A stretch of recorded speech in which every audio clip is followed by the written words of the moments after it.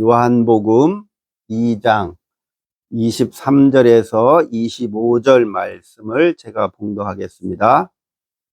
6월절에 예수께서 예루살렘에 계시니 많은 사람이 그의 행하시는 표적을 보고 그의 이름을 믿었으나 예수는 그의 몸을 그들에게 의탁하지 아니하였으니 이는 친히 모든 사람을 아심이요 또 사람에 대하여 누구의 증언도 받으실 필요가 없었으니 이는 그가 친히 사람의 속에 있는 것을 아셨음이니라. 아멘. 예수님께서 사람들의 마음을 아시고 또 사람들은 그 예수님의 표적을 보시고 예수님의 이름을 믿었다. 그런 내용이 나옵니다. 여기 23절에서 25절은 예수님이 성전을 깨끗하게 하신 사건 기록의 다음에 나오는 짧은 말씀인데 다른 복음서 마태복음, 마가복음, 누가복음서에는 이 귀절이 없습니다. 그러니까 요한복음에만 있는 것입니다. 그러면 요한복음 신앙공동체에서는 사람들이 예수를 믿었다 하는 이것, 또 그 가나의 혼인잔치에서 물이 포도주로 풍성하게 변하는 사건, 기적의 사건을 보고 또 성전을 정결케 깨끗게 하신 사건을 보고 그런 것들이 하나님의 나라의 표적인 것을 사람들이 알았다는 거예요. 그래서 저 나사렛에서 온 저 예수가 선포하는 하나님의 나라의 모습은 저런 거구나 하는 거를 사람들이 알았다는 거예요. 그래서 사람들이 그의 예수가 행하는 표적을 보고 예수의 이름을 믿었다라고 알려주는 거죠. 그 초대교회 요한복음 공동체에서 거기에 있는 교회에 오는 사람만이 아니라 교회에 아직 오지 않는 사람들까지도 예수에 대해서 알고 있었고 예수를 믿는 사람들이 점점점 늘어났다 하는 것을 알 수가 있습니다. 23절에 보면 그런데 이 사건을 6월절 날에 하나님의 나라의 표적을 보여주셨다는 것을 23절에 알려주죠. 6월절에 이렇게 예루살렘에서 행하신 그런 표적들을 다 보시고 그 예수를 믿었다라고 증거하고 있습니다. 이렇게 유대인들 또 이방인들이 많이 있었는데 그 요한복음 공동체는 유대인보다는 이방 사람들이 더 많은 것 같아요. 요한복음 공동체는 이방 사람, 다른 지역에서 온 사람들이 더 많았는데 특별히 어떤 사람들이 많았느냐면 그 영지주의의 영향을 받은 사람들. 그러니까 이 세상에 일어나는 사건, 이 세상에서 벌어지는 그런 것에 어떤 소망이나 기대감을 갖기보다는 영적인 그런 소망과 기대감, 이런 것에 더 관심이 많은 사람들이 많이 모였다고 볼 수가 있습니다. 그래서 이 하나님의 나라의 표적을 보고는 저 예수가 말하는 하나님의 나라는 이 현재의 하나님 나라뿐만 아니라 영원한 하나님의 나라이기도 하구나 라는 것을 그 요한복음 공동체에 있는 사람들이 그렇게 이해하고 인식했다고 볼 수가 있습니다. 그래서 요한복음은 1장 1절에서부터 태초에 말씀이 계셨는데 로고스가 있었는데 그 로고스가 바로 예수 그리스도였다라고 그렇게 고백하잖아요. 그러니까 창조주라는 거예요. 그러니까 우리 눈에 보인 이 세상에서 복음을 전한 예수만, 세상의 예수만 보는 게 아니라 천지 창조 때부터 지금까지, 그리고 앞으로의 영원한 나라에 이르기까지 그 하나님의 나라와 함께 계신 분이 예수님이시다 라고 본 거예요. 그러니까 요한복음 공동체 사람들이 이렇게 태초부터 현재 그리고 영원까지 다 예수 그리스도가 역사하시고 예수 그리스도가 메시아로서 구원을 이루신다라고 하는 것을 인정한 공동체, 교회, 초대교회가. 그래서 이 사람들은 현재와 영원한 미래까지 다 받아들이는 그런 신앙관을 가진 사람들이죠. 그래서 여기에서 이 하나님의 나라의 표적을 아주 강조하는 겁니다. 그래서 24절에 보면 예수는 그의 몸을 그들에게 의탁하지 아니하셨다 라고 나오죠. 이게 무슨 말인지 좀 모호한 말이에요. 왜 갑자기 사람들이 예수를 많이 믿었어요. 믿었는데 예수는 그의 몸을 그들에게 의탁하지 아니하였다. 그 얘기는 그들에게 의존하지 않고 그들이 원하는 대로, 그러니까 초대교회 공동체의 사람들이 원하는 대로 예수가 가는 그런 분이 아니시라는 거예요. 그러면 여기서 쉽게 말하면 오늘날 예수 믿는 사람들이 기도할 때 예수님 이렇게 해주세요, 내 소원을 들어주세요 해서 예수님을 내 소원대로, 내 욕심대로, 내 욕망대로 예수가 끌려오는 그런 예수님의 모습을 상상하죠. 그래서 내가 기도하면 들으시는 예수, 내가 기도하면, 내가 원하면 내가 원하는 대로 오시는 예수, 이런 식의 상상을 많이 하게 되는데 초대교회 그리스도인들의 신앙관도 그런 거예요. 우리가 원하는 대로 예수님이 해주기를 바라는 거죠. 그러면 그 주체가 우리 자신인 거예요. 그리고 예수와 하나님은 우리가 원하는 대로 하니까 그 대상인 거죠. 하나님과 예수는 우리의 욕망의 대상인 거예요. 그래서 우리가 원하는 대로 하나님이 움직여주고, 우리 원하는 대로 하나님이 역사하기를 갈망하는 거죠. 그런 그리스도인들, 그 당시 초대교회 교인들이 원하는 것들이 여러 가지 있겠죠. 그들이 원하는 대로 예수님이 따라가지 않는다는 거예요. 그들에게 의존하지 않는다는 거예요. 그러면 예수님은 어떻게 따라가고 무엇에 예수님은 의존을 할까? 그것은 본인 스스로 자기 자신을 믿고 자기를 의존하는 거죠. 다른 사람을 의존하는 게 아니라.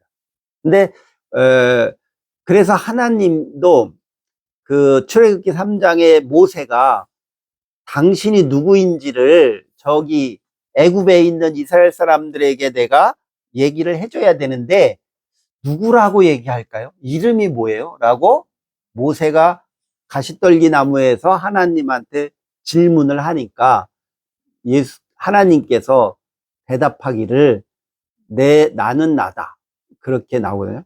나는 나다. 그러니까 되게 자기 주체적인 거죠. 나는 나야. 내가 다른 사람들에 의해서 규정을 당하거나 개념화되거나 다른 사람들의 관점이나 입장, 그 사람들의 가치관에 의해서 내가 규정되는 존재가 아니야, 나는. 신은.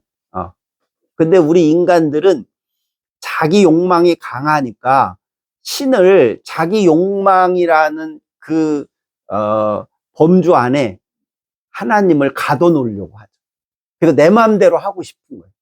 근데 하나님이 내 마음대로 안 해. 그러면 내가 하나님을 원망하는 거예요. 왜 하나님은 내 기도 안 들어줘요? 왜 하나님은 내 마음대로 내가 이걸 하는 게 뭐 나쁜 짓도 아닌데 왜 나를 이렇게 어렵고 힘들게 만들어요? 라고 하나님을 원망하게 돼요. 그래서 하나님을 대상화시킨다는 것은 그것이 뭐냐면 우상을 숭배하는 거예요. 그래서 구약 성경에 바알 신이나 아세라 목상이나 이런 여러 가지의 신들을 믿는 그 신앙을 이스라엘 백성들에게 그 신들을 따라가지 말라고 그러죠. 근데 십계명에 우상을 섬기지 말라고 하는 것인데 그 신들은 다 인간들의 욕망대로 끌려오는, 움직이는 신으로 그 사람들이 그렇게 믿는 거예요. 그래서 예를 들어서 바알 신은 풍요의 신이거든요. 풍요로운 신. 그러니까 그 가나안 땅은 아주 척박한 땅이에요. 아브라함에게는 젖과 꿀이 흐르는 땅으로 가라고 그랬는데 아브라함이 그곳에 와 보니까 거기는 돌도 많고 농사 짓기도 어렵고 그러니까 농사도 조금 짓고 이제 주로 양 키우고 염소 키우고 이렇게 목축을 주로 할 수밖에 없어요.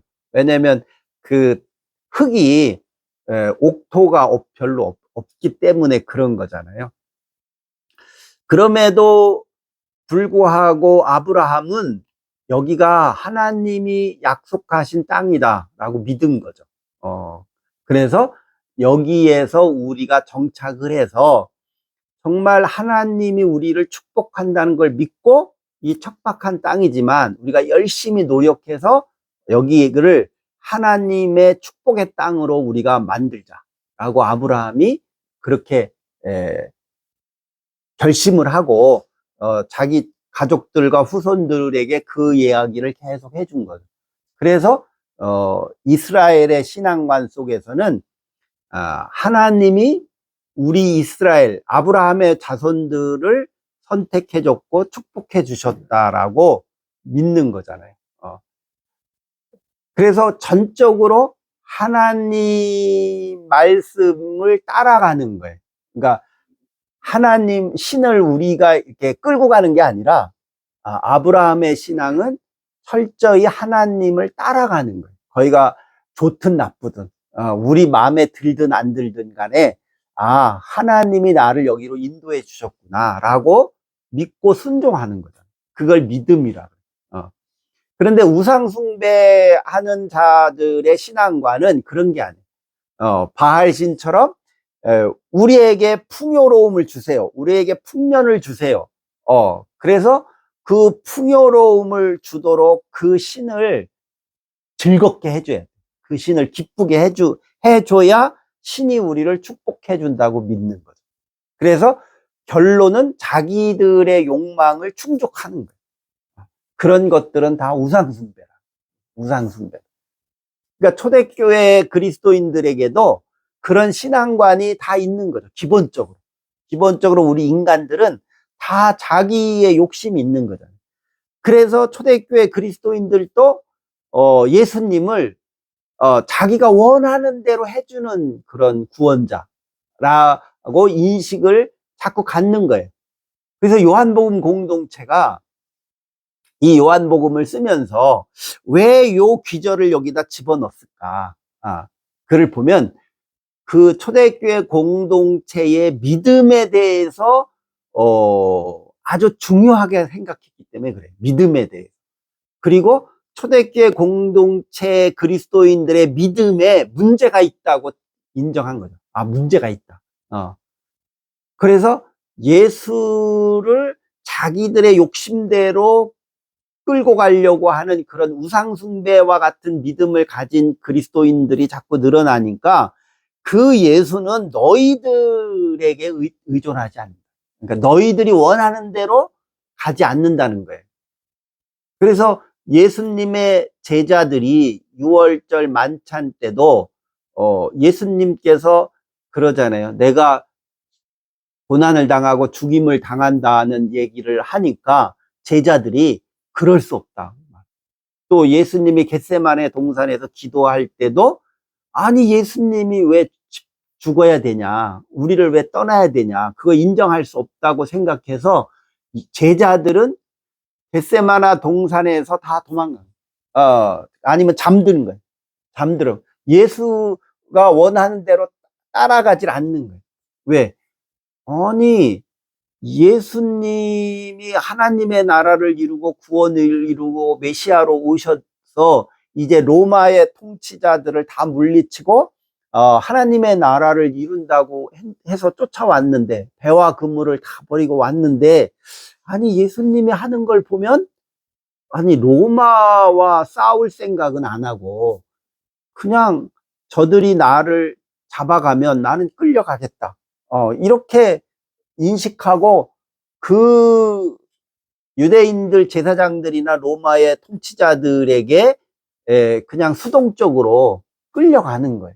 그러면 제자들 입장에서 보면 아니 저러다가 결국 우리도 죽는 거 아니야? 괜히 저 예수님 따라갔다가 우리까지 죽는 거 아니야? 그런 두려움과 불안이 엄습해 오니까 그들은 그 현실을 회피하는, 그러니까 잠을 잤다고 하는 것도 사실은 피곤해서 잔 게 아니라 거기에 참여하고 싶지 않은 거예요. 예수님이 가는 길을 자기가 따라가기 싫은 거예요. 그러니까 그 현실을 회피하는 거예요. 그래서 예수님은 자기 자신을, 자기의 몸을 그들에게 의존하지 않고 주체적으로 나는 나다, 내가 가야 하는 십자가의 길을 나는 너희가 가지 말라고 해도 나는 거기를 간다고 하는 그런 메시지를 강조하는 거예요. 그래서 여기가 첫 번째 유월절인데 요한복음은 유월절이 3번 나와요. 그런데 마태나 마가나 누가복음에는 유월절이 1번 나와요. 제가 전에 얘기했듯이 예수님이 복음을 전한 것을 3년씩 전할 수 있는 상황이 아닌 거예요. 한 번 전하면 감옥에 gat히거나 죽임을 당할 수밖에 없기 때문에 3년씩 버틴길 수가 없는 거예요. 근데 요한복음을 쓴 사람은 왜 예수를 3년씩이나 복음을 증거했다고 그렇게 기록을 할까? 그거는 그 예수님의 복음의 사역이 중요하고 그 복음의 사역으로 인해서 너희들이 메시아를 영접할 수 있는 그런 기회를 하나님이 너희들에게 많이 줬다고 하는 것을 강조하는 거예요. 그만큼 그리스도의 복음이 중요하다라는 것을 강조하기 위해서 하는 것이고, 또 하나는 예수님이 그렇게 죽을 고비를 맞이했지만 3년간 버티면서 복음을 전했다는 거죠.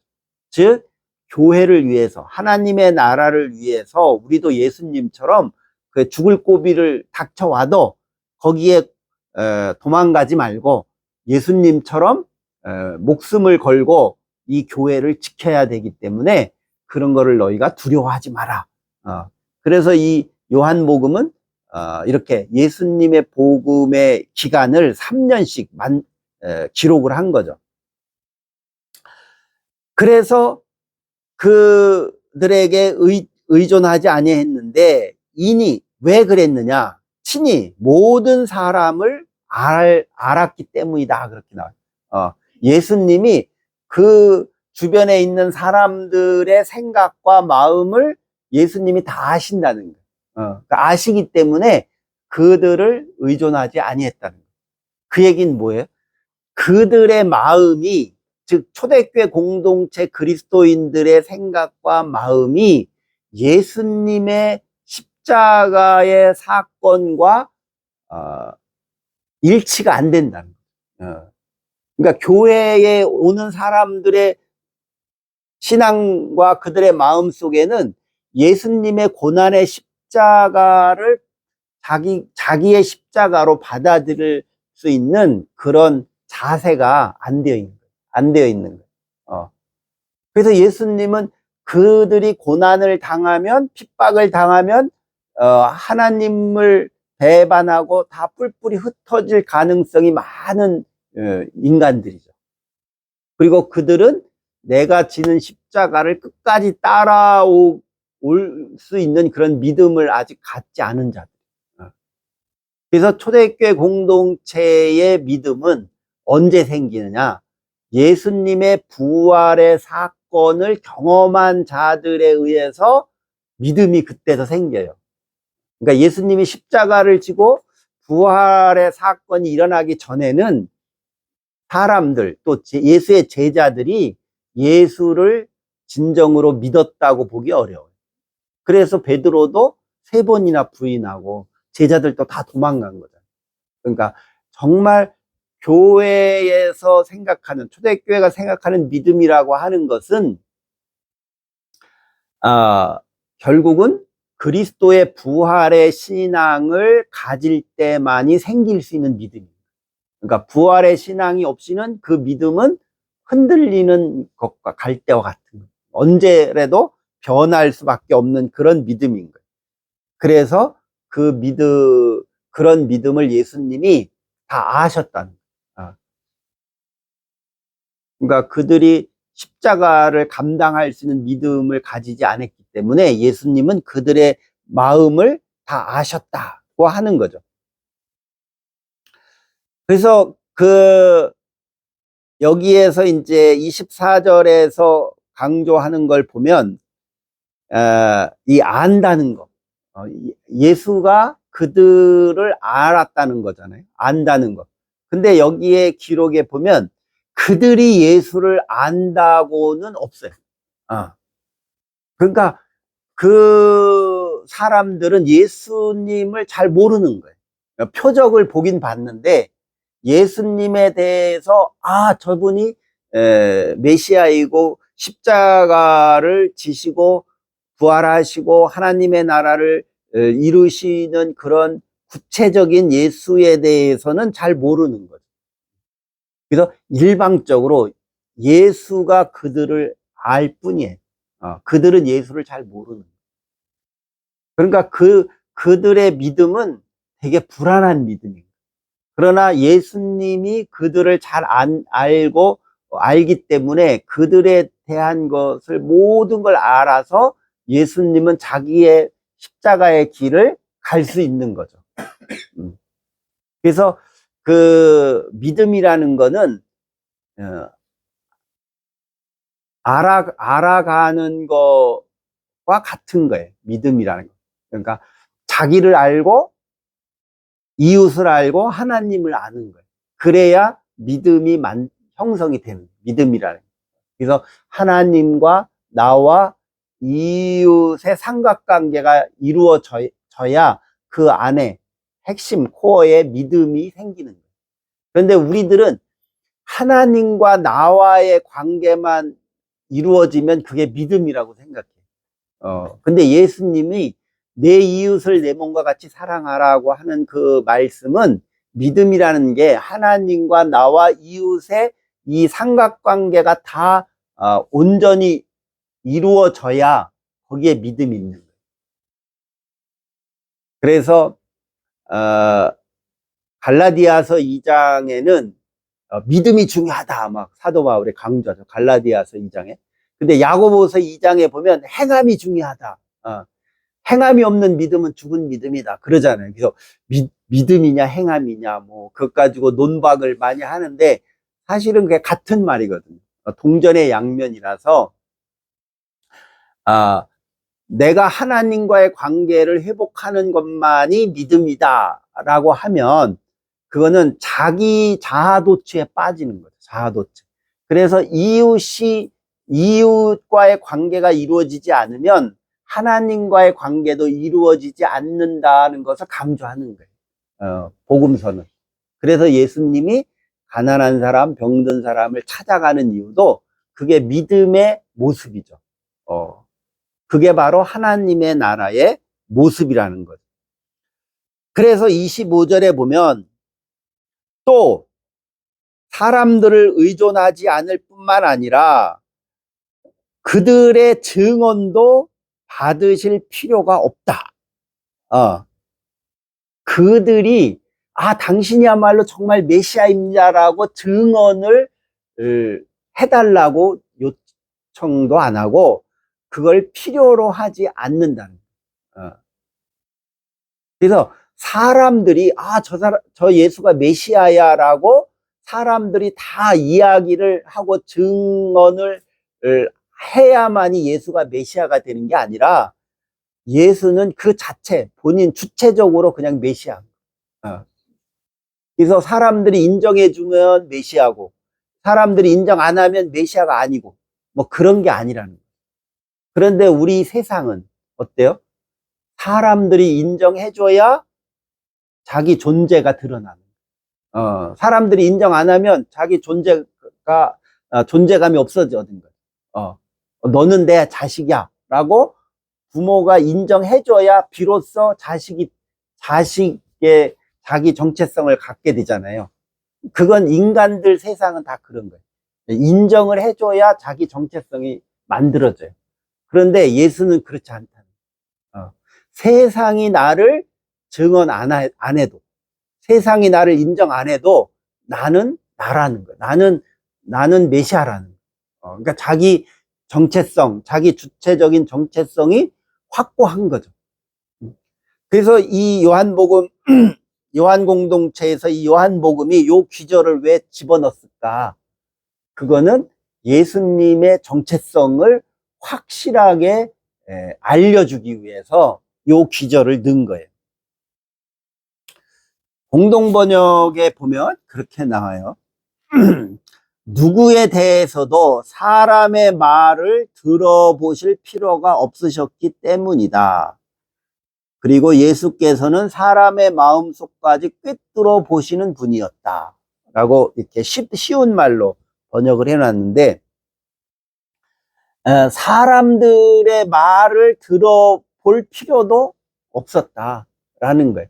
그러니까 그 사람들이 뭐 이렇다 저렇다고 얘기하는 것에 별로 의존하지 않고 그럴 필요가 없이 본인 스스로가 내가 하나님의 아들이고 내가 메시아다라는 자기 정체성을 확실하게 가지고 있기 때문에 누가 뭐래도 그게 신경 안 쓴다. 근데 우리 믿음이 약한 우리 인간들, 또 믿음이 연약한 사람들은 자꾸 다른 사람의 눈치를 보게 되고 그 사람이 나를 어떻게 인정해 주냐에 따라서 내 믿음이, 내 신앙이 왔다 갔다 하는 거예요. 왔다 갔다 해.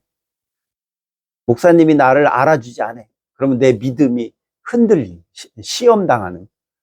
근데 믿음이 좋은 사람, 그런 사람은 누가 뭐래도 자기 믿음의 정체성이 확실하기 때문에 거기에 시험당하지 않는, 사탄 마귀에게 시험당하지 않는 거죠. 그래서 예수님은 그 사람들의 속에 있는 것을 다 아셨다. 그냥 단순히 아는 것만이 아니라 그 사람들 마음 속에 있는 것, 모든 것을 다 아셨다. 속속들이 다 아셨다고 강조하는 겁니다. 그래서 그 유대인들은 안다는 것이 이제 그냥 지식적으로 안다, 그런 뜻이 아니에요. 유대인들이 안다는 야다라는 말은 경험에서 안다는 거예요. 경험에서. 그러니까 하나님의 나라의 표적을 목격하고 또 예수님과의 관계를 통해서 자기 삶의 경험을 통해서 예수님을 확실히 안다는 거죠. 그게 진짜 아는 거라는 거예요. 그런데 아직까지 많은 사람들이 예수님을 잘 모른다는 거예요. 너희들이 아직도 예수님을 잘 모르는구나. 그러나 예수님은 너희들을 속속들이 다 알고 계시다. 그러니까 너희들이 예수님을 조종하려고 하지 말고 수단하고 대상화시키지 말고 너희들도 예수님처럼 믿음의 주체성을 가지고 그 하나님의 나라의 백성으로 살아야 된다라고 이제 설교하는 거죠. 이와 같이 오늘 우리 세상이 너무 많이 바뀌고 있는 세상 속에서 우리도 우리의 믿음의 정체성을 확실히 가지고 흔들리지 아니하고 예수님의 십자가의 길을 따라갈 수 있는 그런 믿음으로 살아가시기를 주의 이름으로 축원합니다. 기도하겠습니다. 사랑과 은혜가 충만하신 아버지 하나님,